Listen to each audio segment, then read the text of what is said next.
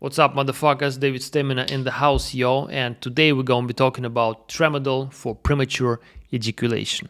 Tramadol is a painkiller which is sometimes used off-label to last longer in bed. So today I'm gonna be talking about how it works, how it can delay ejaculation, how it feels, what's my personal experience with this, and the 5 fat reasons why I stopped using Tramadol 4PE a long time ago, many years ago. And what's a better solution to Tramadol to last longer in bed? Let's go. First things first, I'm not a fucking doctor. I think Tramadol is a bad solution for PE.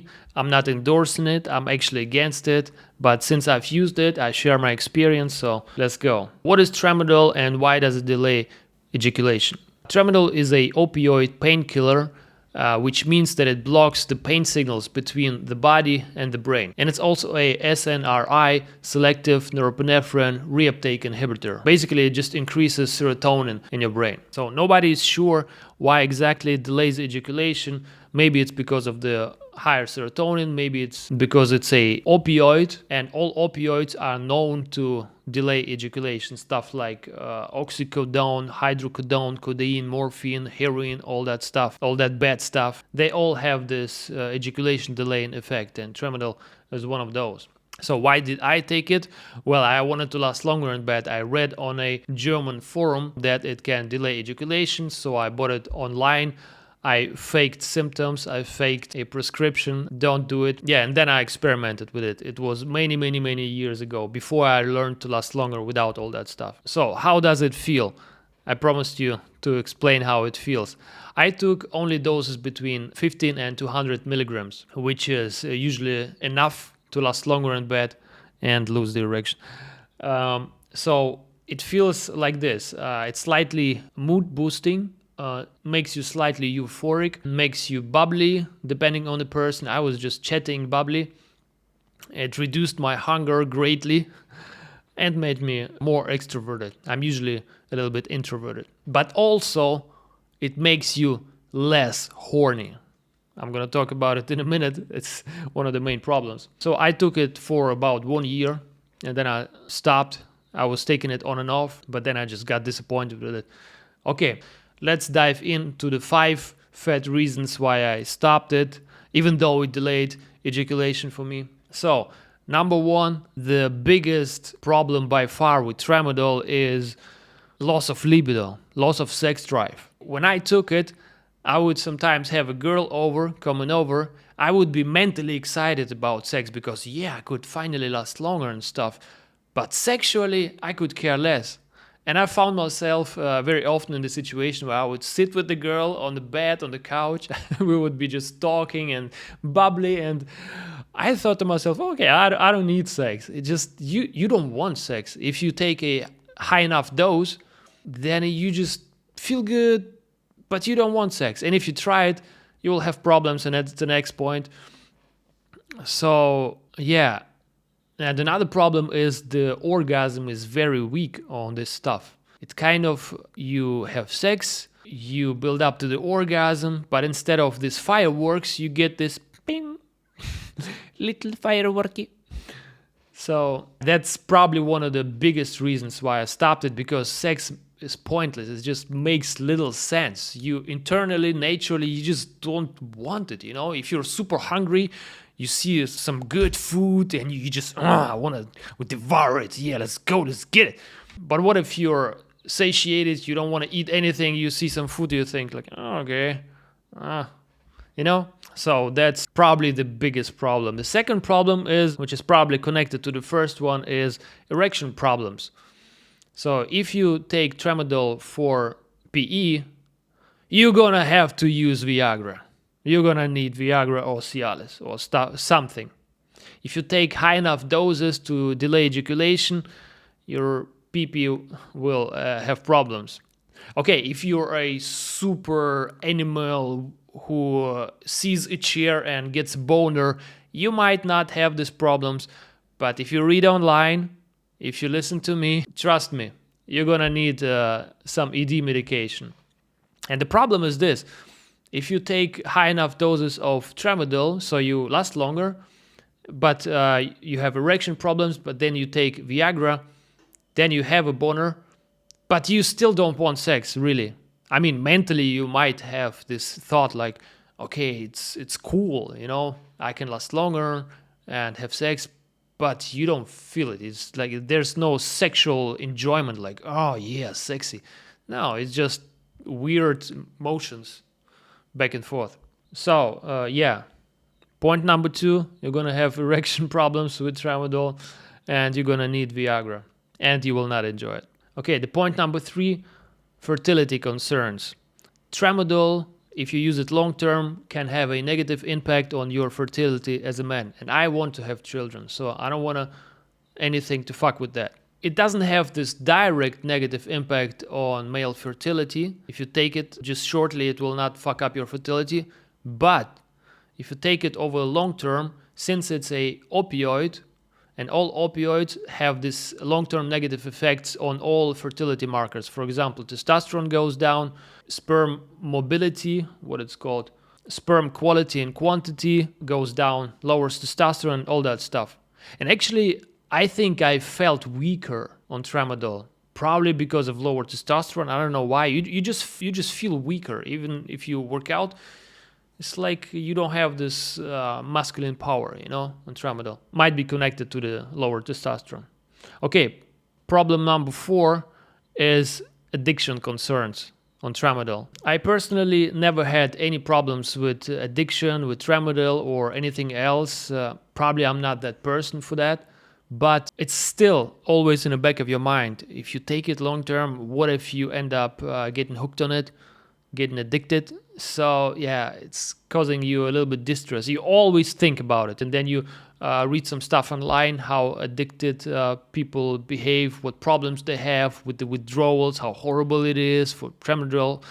And tramadol withdrawals, they are just horrible. If you read about them online on Reddit, or you watch some videos, you definitely don't want to end in such situation. And the point number 5, some minor side effects which are unpleasant. Like I said before, my hunger is greatly reduced on opioids and tramadol and stuff. And for me, it's very important because I'm already skinny. I'm a skinny motherfucker. I mean, if I train, I can get some decent physique, but it's a struggle for me to keep up the weight. And if I take tramadol, I just lose weight very quickly. And some people get constipated on tramadol because it slows down digestion. If you Google it, it will say tramadol and other opioids cause the digestive system to slow down its normal function. And this causes stool to become dry and hard, which is constipation. And also another minor side effect of tramadol is the itchiness afterwards. When it wears off, a couple of hours later, it's kind of weird. All over the body is a little bit itchy. Not very pleasant. And as I said before, I felt weaker on tramadol back then, probably due to lower testosterone. Okay, what is a better solution, and what did I do to last longer in bed? Now, obviously, I don't use any of that anymore. I learned to last longer in bed without all that stuff, the natural way. At that time, back then, I had a sex therapist who was also a seducer. It was not your typical sex therapist who forgot when was the last time that he had sex. I had someone who had a lot of experience, and he shared it with me. He banged well over 1,000 girls. So he knows his stuff. And we not only worked on the physical and technical side of things, which is the problem with the most guys, for example, on Reddit. If you read all those posts, most guys are obsessed with physical, technical stuff. What techniques do I use? Stretching, pelvic floor stuff. And it seems to me like they absolutely ignore the psychological side of things, the behavior side of things, the mental, the mindset, the limiting beliefs, all that stuff is insanely important, the anxiety stuff. So with my sex therapist or sex coach back then, we worked not only on the physical stuff, but also on the psychological side of things. And it really was the missing element. And that's what I do with clients. I don't work just on the physical stuff with them, on the technical, the techniques. Of course, they get all the best techniques from me, which are proven to be the best, but also we take a lot of time to work on the anxiety, on the sexual behavior and all that stuff, on the limiting beliefs. It's super important. Without it, all the technical and physical stuff will have no impact on your PE. And also, since learning to last longer without all that stuff, I've had some amazing sex. Hundreds of hours of amazing sex with all different kinds of girls. And it's just different on Tramadol. If you have good sex without Tramadol, you just enjoy it more. You just feel it better. You enjoy the orgasm, you enjoy the build-up, everything.